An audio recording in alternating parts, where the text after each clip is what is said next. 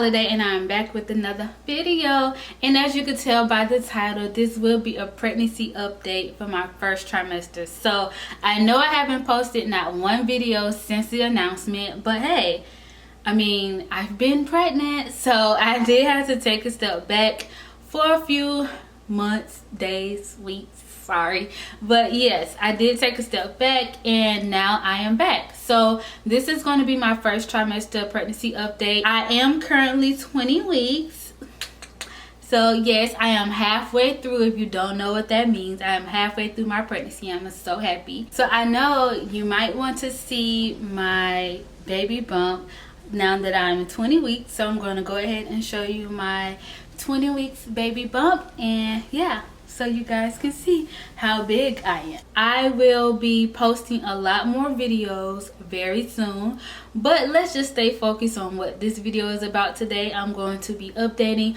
all my first time moms, my new moms, my old moms, my symptoms, my signs, everything that I went through during my first trimester. So if you are interested in this video, make sure you stay tuned. The first topic I want to touch bases on is pregnancy knowledge. Now, most times when you get pregnant, you're not really knowledgeable of everything you need to know. So you like, what do I do? Where do I go? How do I find out this information? Do I ask somebody? Do I read about it? You need all the knowledge you need to know. I base my experience off of my family members. I even brought a pregnancy book, and the pregnancy book that I brought is called Mayo Clinic, A Guide to a Healthy Pregnancy. This is the second edition, and this is the fully revised and updated edition. So they do have two editions, and they updated their second edition because they realized that there was a lot of stuff that might have was missing, or that just changed throughout the years. So I am currently reading this book about pregnancy, so this book kind of helped me a lot. And then other than this book, I also downloaded 3 apps. Now the 3 apps that I downloaded, to be honest, are the best and are way better than this book. I'm just going to be honest with you. So the 3 downloads, and they are free, so you need to download them. Go ahead, get your phone out, girls, get your phone out, because you need to download these apps. The first app is called The Bump. And then the second app is called WTE, and it stands for What to Expect. And then the third app is called Flow. Now, most girls already use Flow, so we'll know like when our cycle is coming on and whatever the case is. But the other 2 apps, they are specifically for pregnancy. There has been not one thing that these apps have said that were not accurate. Once this app said I'm going to start experiencing headaches, I'm going to start experiencing more nausea, it happens. It's like I'm reading it and it's happening into existence. I don't know what's going on, but yes, those 3 apps are like my best friend right now when it comes to knowing everything about pregnancy.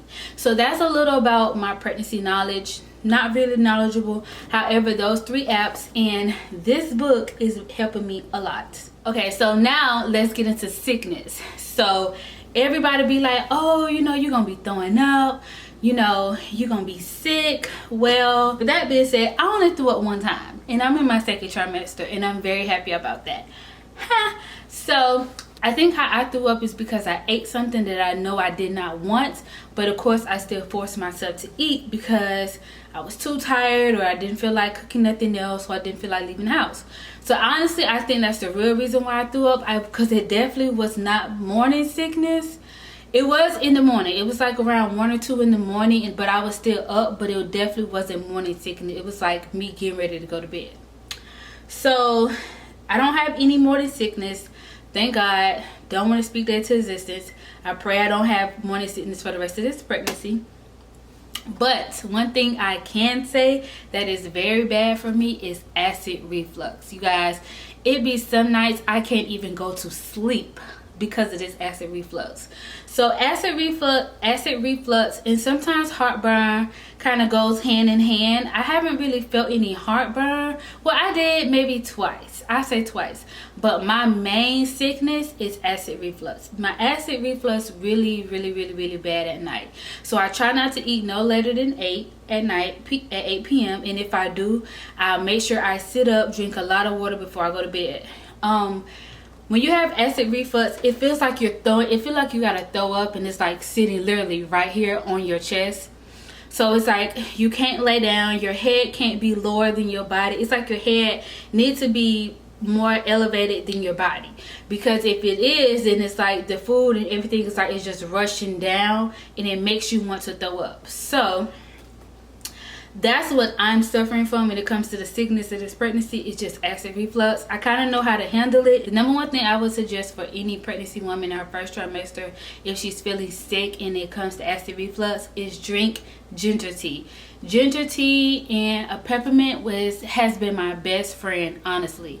So like I would, of course, warm me some ginger tea and even put a peppermint inside my ginger tea, and it was like the best feeling ever. And it's like before I go to bed, all my burping comes out, all my everything that needs to come out is coming out before I go to bed, because it's like I can sleep peacefully. I don't have to worry about nothing sitting on my throat. So I am a #1 advocate when it comes to pregnancy for ginger tea. Now let's get into tiredness, child. Tiredness is the main subject when it comes to pregnancy. Most people be tired, baby, 24/7. And honestly, you guys, I am tired. Like, I just got up and to film this video, I'm tired. Like, I don't know if you guys can tell, but I'm kind of out of breath a little, but I'm pregnant, so that's what it is. But I'm kind of out of breath and I'm always tired. So my main tiredness comes from after I eat right now. But in my first trimester, I could definitely say I was tired 24/7. Like, I would try to get up and walk. I would like try to walk to the trash can and take the trash out and things like that, but I was always tired. I was sleeping so much. It was just like I eat and sleep, that's it. Eat and sleep, and that was it. So again, every pregnancy is different, remember that, you guys. So you may not be as tired as me, but baby Aaliyah was tired, honey. Ooh, now my first trimester, my appetite was horrible, you guys. I started off eating like my favorite stuff, and then I realized like I didn't want it. I didn't want my favorite items, like my favorite food, which was like seafood and hot wings. I did not want that at all. Like, that was the last thing that I wanted, was those things. So I actually stopped eating hot wings, seafood in my first trimester, and then I noticed my appetite started to decline. That's when I got really scared, because I was like, what do I do? Like, I have to feed this baby. I cannot just eat once a day. It got so bad with me, you guys, that I was eating literally once a day, and the meal that I was eating was soup. And you would think like, how are you surviving off of soup? I don't know how I was surviving off of soup, but I did not have an appetite at all. My main meals were like soup. What else I would eat? Mainly just soup. Fish soup, chicken soup, all kinds of soup. Whatever kind of soup I liked, I wanted, I would cook it. So then I also noticed I also stopped eating. Again, like I said, I also stopped eating from my favorite restaurants or my favorite fast food. Like, some people consider Chick-fil-A fast food, some people don't. But I stopped eating Chick-fil-A. The fries, everything about it used to make me so sick, you guys. Like, so sick. I hated it. I hated it so much. Another thing was no fries. So I don't care. And fries is like one of my favorite foods. So I don't care where I went, but if I ate fries, I would get sick. So I then cut out fries, because I was like, I can't even keep fries down. It's not that I was throwing it up, but it's like every time I ate it, I felt sick. So I stopped eating fries. So that's mainly how my appetite went in my first trimester of cravings. So in your first trimester, you may have some cravings, you may not. Again, every pregnancy is different. I did have a little bit of cravings in my first trimester, very minimal, but my cravings usually was salt and vinegar chips by the Kettle brand, you guys. Those and still to this day, I would eat a whole bag, and like I would dig my finger at the bottom of the bag just to taste the vinegar. Subs with vinegar, I love the subs. Like, I honestly might feel like going to get one today, but subs and put extra vinegar on it, that was my best friend. That's still one of my cravings, to be honest. Pickles, I know a lot, some people be craving pickles, But I had a pickles craving probably for like 1 week, and I went to Publix and they had like buy one get a jar free. So I ended up buying a jar, and I only ate 1 jar, and I still have another jar that I probably won't eat because it's not really my fave. And it was just like a minimum craving that I had, and honestly it only lasted for a week. That was it. So now let's get into pain. So I know most people want to know, hey, were you in pain when you was in your first trimester? So I did have a little pain. I had very light cramps, not nothing major to where, like, you know, you have to take medicine because your period on or your period coming on. No, it wasn't nothing like that. It was just like very light cramps. And then I did have where, again, you're pregnant. So what's going to happen is your uterus is going to start stretching. Your uterus needs to stretch in order for you to have the baby, if that makes sense. So I had some pelvic pain, and that came from my uterus stretching. The pelvic pain. So I did have that pain, but that wasn't like a consistent pain. You would actually feel it. Like, you would not feel your uterus stretching, but you would feel like the pain, and then it would go away, and then maybe later pain, and then it would go away.